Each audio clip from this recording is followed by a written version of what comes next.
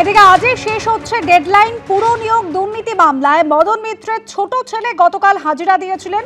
আর স্ত্রী অর্চনা মিত্র এবং তার বড় ছেলে তাদেরকেও কিন্তু তলব করা হয়েছিল।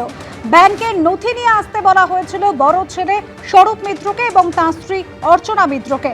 আবির দত্ত আমাদের প্রতিনিধি রয়েছেন আমাদের সঙ্গে। আবির, কখন তাদের ডেকে পাঠানো হয়েছে? হাজিরা কি দেবেন মদন মিত্রের স্ত্রী এবং বড় ছেলে? দেখো, এখন সেটাই দেখার। তার কারণ গতকালই মদন মিত্রের ছোট ছেলে তিনি এসেছিলেন, প্রায় 9 ঘন্টা জিজ্ঞাসাবাদ করা হয়, বেশ কিছু নথি খতিয়ে দেখা হয় এবং মদন মিত্রের স্ত্রী এবং তার আরেক ছেলে তাকেও ডাকা হয়েছিল এবং তাদেরকে বলা হয়েছিল গতকাল এবং আজকে এই দুদিনের মধ্যেই তাদের নির্দিষ্ট করে তাদেরকে আসতে বলা হয়েছিল। এখন দেখার বিষয় 11টা থেকে 12টার মধ্যে তারা উপস্থিত হন কিনা। যদি তারা উপস্থিত হন সেই ক্ষেত্রে তাদেরকেও জিজ্ঞাসাবাদ করা হবে। নির্দিষ্টভাবে 3টি অ্যাকাউন্টের মধ্যে 2টি অ্যাকাউন্টের বেশ কিছু ট্রানজাকশন যেটি পুরো নিয়োগের ক্ষেত্রে সুপারিশ করা হয়েছিল এবং সেই সুপারিশ টাকার বিনিময়ে হয়েছিল কিনা সেই বিষয়ে জানার জন্যই তদন্তকারী আধিকারিকরা এই জিজ্ঞাসাবাদের প্রক্রিয়া চালাতে চান এবং তার সাথে সাথে বেশ কিছু নথি তারা খতিয়ে দেখতে চান, এমনটাই জানা যাচ্ছে এরই সূত্র থেকে। ধন্যবাদ আবির। এদিকে ঋতব্রত তৃণমূলের নাম লেখানো মদন মিত্রকে পুর নিয়োগ দুর্নীতি মামলাতে ডেকে পাঠিয়েছে এনফোর্সমেন্ট ডিরেক্টরেট। 14ই জুলাই তার স্ত্রী এবং 2 ছেলেকে ইডি নোটিশ পাঠিয়েছিল। আর পরদিনই শিবির বদলে ঋতব্রত তৃণমূলে চলে যান কামারহাটি বিধায়ক। ইডির তলবে গতকাল সিজিও কমপ্লেক্সে হাজিরা দেন মদন মিত্রের ছোট ছেলে। ব্যাংকের নথিপত্র নিয়ে আসেন ইডি দপ্তরে। প্রায় 9 ঘন্টা ধরে চলে জিজ্ঞাসাবাদ। তারপর ইডি অফিস থেকে বেরোন মদন মিত্রের ছোট ছেলে।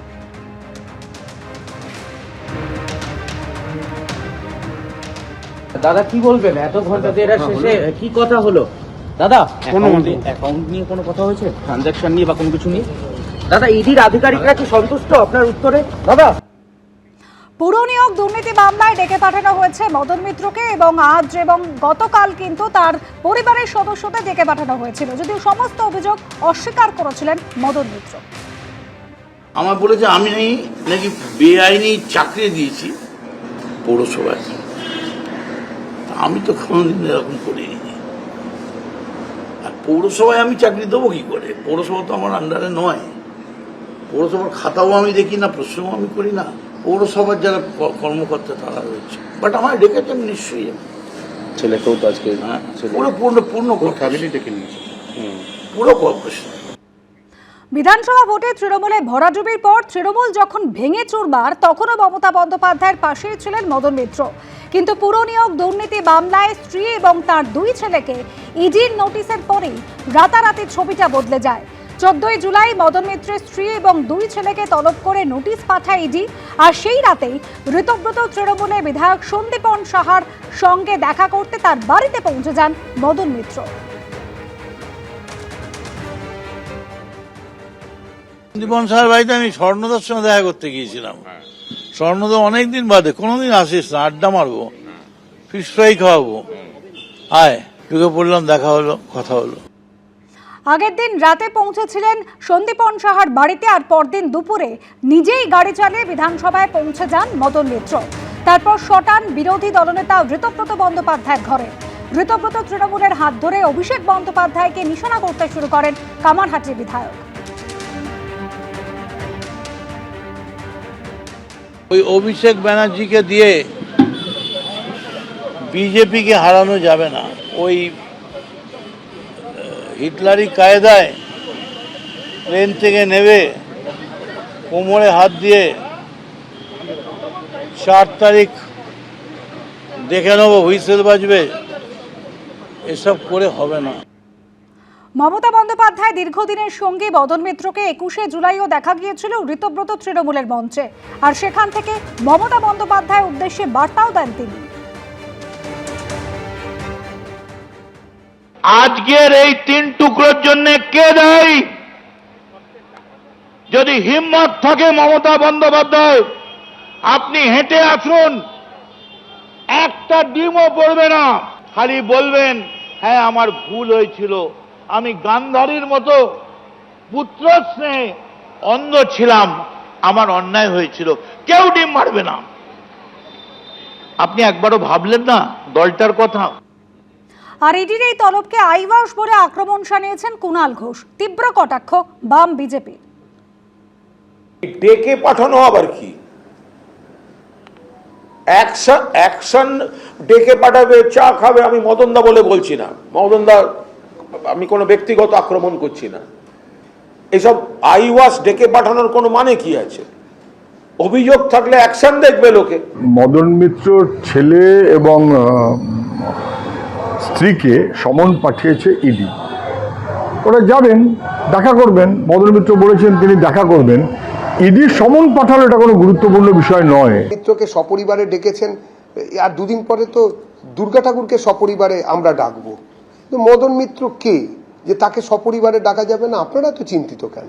মদনবাবু খুশি আছেন, তার বাড়ির সবাই খুশি আছেন, আপনাদের এত সমস্যা কি? ডাক পেয়েছেন, যাবেন। যদি না যান প্রশাসন ব্যবস্থা নেবেন।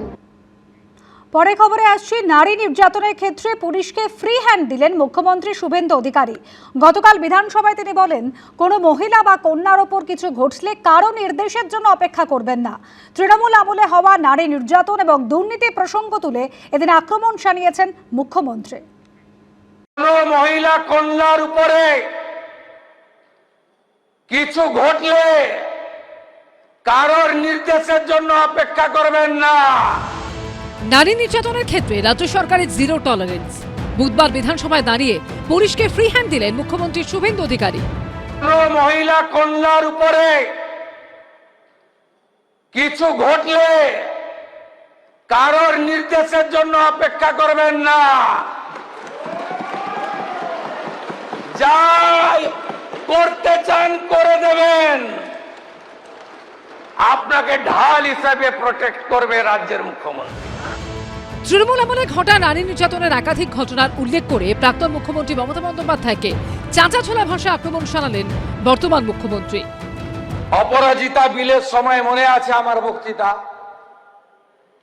উনি এখানে বসেছিলেন, আমি ওখানে বসেছিলাম। কামদুনি ছোট্ট ঘটনা, বারাসাত শরীর থাকলে যেমন সর্দি কাশি জ্বর জারি হয়, একটু আধটু রেপ টেপ তো হয়। কাকদ্বীপের ঘটনা, ফুল রেপে 20,000, হাফ রেপে 10,000। হাঁসখালির ঘটনা, মেয়েটা অন্তঃসত্ত্বা ছিল। ময়নাগুড়ির ঘটনা, লাভ অ্যাফেয়ার্স। আরজি কর, ওর বাবা মা চাইলে তো 10 লাখ দিতেই পারি। এই তো ছিল নারী নিরাপত্তা। আর নিরাপত্তা কিভাবে দিতে হয়, ঘটনা ঘটতে পারে,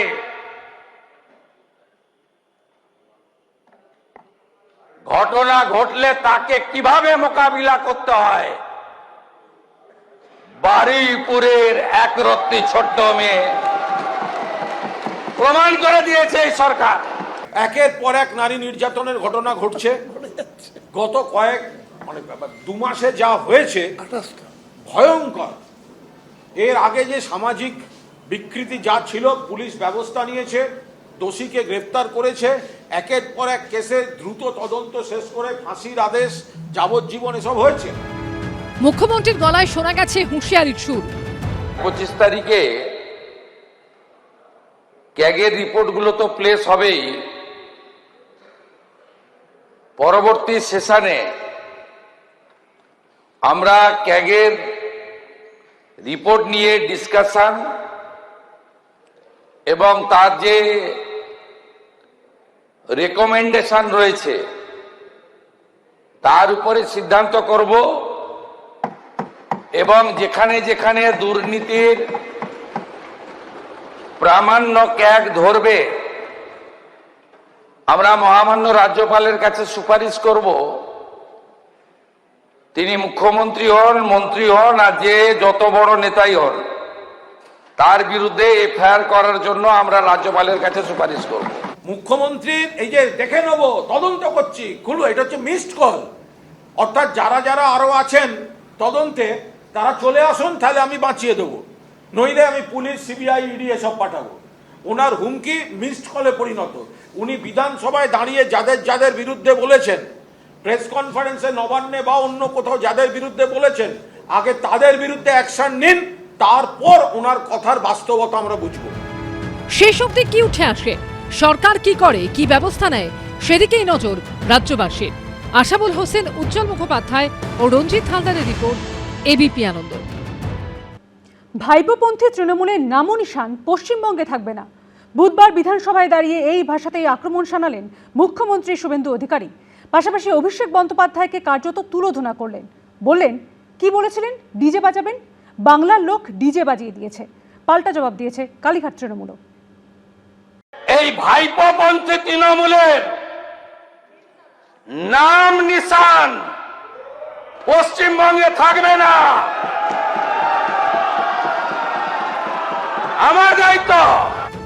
21-এর মঞ্চ থেকে মুখ্যমন্ত্রীর নাম নিয়ে নিশানা করেছিলেন অভিষেক বন্দ্যোপাধ্যায়। সেই বক্তৃতার প্রসঙ্গ টেনে বিধানসভা থেকে ডায়মন্ড হারবারের সাংসদকে তুলোধনা করলেন মুখ্যমন্ত্রী শুভেন্দু অধিকারী। বিজেপি সরকার 21শে জুলাই আটকাতে পারলেন,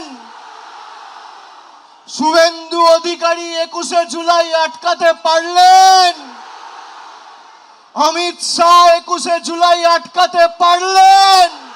ফলতার মতো দূরবীন লাগবে খুঁজতে, দূরবীন লাগবে। কালকে অনেক বড় বড় কথা বলেছেন, আয় শুভেন্দু অধিকারী, আয় অমিত শাহ। কি বলেছিলেন? ডিজে বাজাবেন। 4 তারিখে অমিত শাহ যেন রাজ্যে থাকে। ডিজে বাজিয়ে দিয়েছে বাংলার লোকেরা। অভিষেক বন্দ্যোপাধ্যায়ের উদ্দেশ্যে রীতিমতো চ্যালেঞ্জ ছুড়ে দিয়েছেন মুখ্যমন্ত্রী। এই সরকার ভদ্র আছে বলে না এখনো এরকম প্যান্টের পকেটে হাত ঢুকিয়ে ওই হিরো কায়দায় 2000 লোকের সামনে হাত নাড়তে নাড়তে আপনাকে আমি বলে গেলাম, ওই ছোড়াকে প্রতিষ্ঠিত চোর। ভিতরে থাকবেন কি বাইরে থাকবেন ভবিষ্যৎ বলবে। যেখানেই থাকুন ডায়মন্ড হারবারে লড়ুন। 40% মুসলিম ভোট আছে, তারপরেও আপনাকে যত ভোটে জিতেছেন তত ভোটে যদি হারাতে না পারি মিলিয়ে নেবেন আপনি। আপনার অবস্থা ওই সকল পুষ্পার থেকেও খারাপ হবে। ভোটে লড়ুন, কোথায় থাকবেন দেখবেন। অভিষেক ব্যানার্জি এই হাউসের সদস্য নন, অথচ তাকে আক্রমণ করে বা তাকে লক্ষ্য করে যেভাবে মুখ্যমন্ত্রী ভাষণ দিয়েছেন, তো স্পিকারের তো উচিত একদিন জবাবি ভাষণ দিতে অভিষেক বন্দ্যোপাধ্যায়কে বিধানসভায় আমন্ত্রণ জানানো। এটা কোন রীতি? মঙ্গলে 21শে জুলাই ঋতব্রত শিবিরের মঞ্চ থেকে অভিষেক বন্দ্যোপাধ্যায়কে নিশানা করেছিলেন ফিরহাদ হাকিম। ঠোস কথা বলবে না, যারা লিফটে করে উঠে রাজনীতি করছে তারা শেষ কথা বলবে না, প্যারাসুট থেকে এসে যারা রাজনীতি করছে তারা শেষ কথা বলবে না। এই দিন শহীদ দিবসের প্রসঙ্গ টেনে অভিষেক বন্দ্যোপাধ্যায়কে আক্রমণ শানালেন শুভেন্দু অধিকারী। কালকে তো শহীদ দিবস হয়নি। কেউ বলছেন ভাইপো প্যারাশুটে নেমেছে, আর ভাইপো বলছে নোট খাতা খুলে রাখো, 31-এ হিসাব হবে। আরে তুমি বাইরে থাকলে তো হিসাব হবে। চৌঠা মেয়ের পরে ডায়মন্ড হারবার গেছো,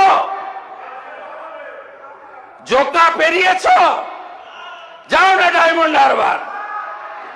পান্নালাল হালদার নিয়ে যান চ্যাম্পিয়ন এমপি কে, যান নিয়ে। টেস্ট কেস হয়েছিল ফলতায় টেস্ট কেস। আরে আপনি এমপি, আঞ্চলিক দলের সর্বভারতীয় সাধারণ সম্পাদক, গরুর গাড়ির হেডলাইট, কোন ভোটে জিততে পারবেন না, কোন ভোটে। ওই লম্ফ জম্প কখনো কালীঘাট তৃণমূল, কখনো ঋতব্রত তৃণমূল শিবির, তো কখনো মুখ্যমন্ত্রী শুভেন্দু অধিকারী। ঘরে বাইরে নিশানায় অভিষেক বন্দ্যোপাধ্যায়। উজ্জ্বল মুখোপাধ্যায়, কৃষ্ণেন্দু অধিকারী ও আশাবুল হোসেনের রিপোর্ট, এবিপি আনন্দ। এবিপি আনন্দ, এগিয়ে থাকে, এগিয়ে রাখে।